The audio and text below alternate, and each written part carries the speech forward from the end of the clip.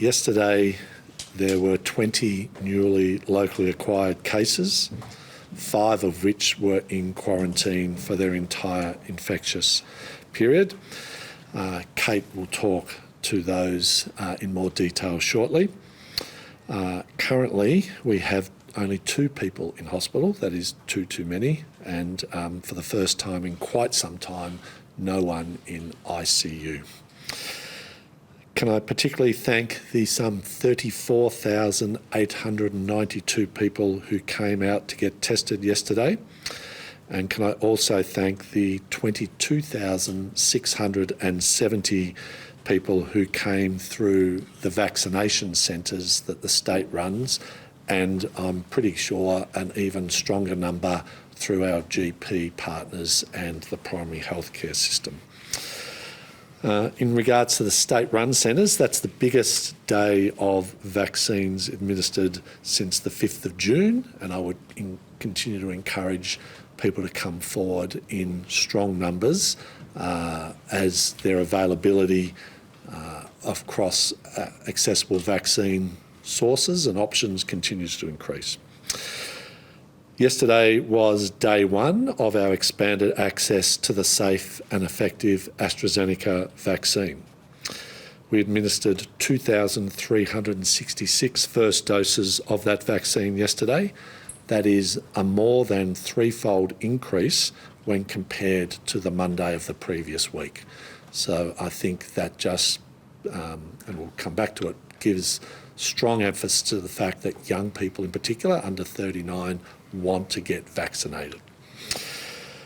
Clearly, young people have assessed their personal situation in a strong and informed manner, and many are determining that there are significant risks in remaining unvaccinated during a Delta outbreak and during lockdown, and they've made a balanced and pretty straightforward decision as to where their interests and the community's interests lie, because they know it's not just about them. Young people are coming forward to get vaccinated. They're doing it for themselves, they're doing it for their family, they're doing it for their local community, their sporting clubs, their cultural organisations, they're doing it for their workplaces, and they're doing it because they want to get to a COVID normal world as rapidly as we possibly can, and getting vaccinated within the restrictions of supply that we are operating under is their contribution. Many are also doing it for their schoolmates and their university friends. And that's why when last week we were notified of a case at the Altaqua school via a teacher, we set up the very next day a pop-up vaccination site on site at that school as a trial for how that situation would evolve, again within the constraints of limited supply. The Altaqua pop-up clinic has so far administered 1,252 doses. 1,252 doses in a school community that size has been extraordinary. That's more than half the school, and keep in mind that many of the families had also gone to other vaccination centres, be it the big hub at Sunshine, the showgrounds, the GP networks and a range of others. And some have already in fact been vaccinated. So can I give Altaqua School a really big shout out for the impressive way in which the school leadership, the school community and their families have all come together in an extraordinary way to have amongst the highest levels of testing and amongst the highest levels of vaccination of any school community that we've seen over the course of this outbreak. Yesterday, we also saw cars roll up to the first drive-through vaccination centre in Australia at the Meltons, the old Meltons, the old Bunnings in Melton. And can I just reinforce that you just can't drive up, you've got to book. And the bookings have been extraordinarily solid. Later in the week, it will also become a walk-in clinic as well as the driving clinic. But again, please book. It is so important. We just don't want people being disappointed as they show up because we still have constraints on supply. Today, a dedicated pop-up response for vaccination centre will be also established for the school communities in the Wyndham area. We'll go through the other schools that will be impacted by that. But again, this is as part of that expansion of trials to make sure that because of this particular outbreak having such a strong focus on school communities, we want to dedicate the response where the need is the greatest. In addition to that, over the next month, I can tell you that there are some 333,000 vaccines appointments already booked. A third of those are for AstraZeneca. So AstraZeneca has demonstrated itself to be safe, effective and increasingly available.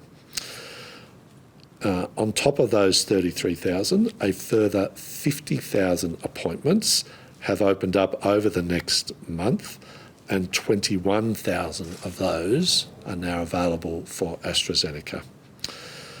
That takes us to some 319,000 vaccine appointments available over this forthcoming period. Obviously, most of those, because of the availability of new vaccines coming on, are at the back end of the month, but what it does reflect is a growing preparedness by Victorians in the context of a Delta outbreak to take the best available vaccine, which is the one that's available. And at the moment, that's AstraZeneca and Pfizer. And as more vaccines come on, I'm sure that will expand when we are given access to those. Just to reinforce, AstraZeneca is safe, effective and available.